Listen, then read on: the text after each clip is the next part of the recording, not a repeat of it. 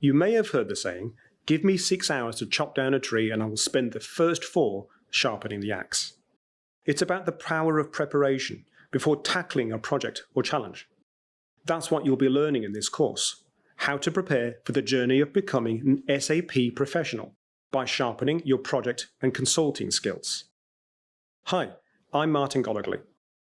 Welcome to SAP Professional Fundamentals. I'll be your instructor for this first course in the Professional Certificate for SAP Technology Consultants. Let's look at what we'll be covering. First, we'll introduce you to SAP. What is SAP software, and what does it do? Who uses SAP, and what's it really like to be a technology consultant on an SAP project? During the course, you'll meet other SAP professionals, and we'll share our experiences and insights from working with SAP around the world. Next, we'll cover the consulting and project skills you'll need to thrive as an SAP professional and wow your customers. You'll sharpen your research and strategic thinking skills so that you're ready to make sense of a customer's technology environment and organization.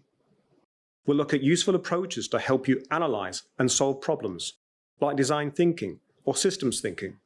After that, we'll demystify how to plan, set up, and manage a project, and how to navigate being on a project team.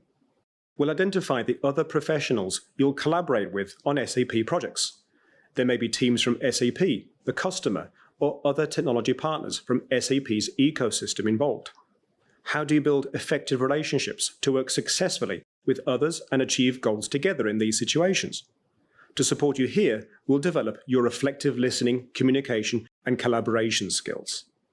Then we'll cover the different types of work a technology consultant might do, from being an expert in how SAP is used in a particular industry or business process, like finance or human resources, to being a software developer or technical expert who builds SAP systems.